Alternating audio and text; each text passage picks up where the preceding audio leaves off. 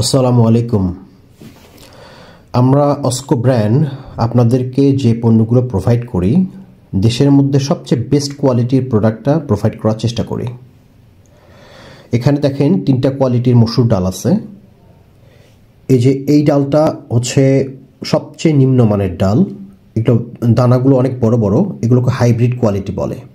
এগুলো রান্না করলে সোবা সোবা হয়ে থাকে, মানে গলে যায় না আর কি।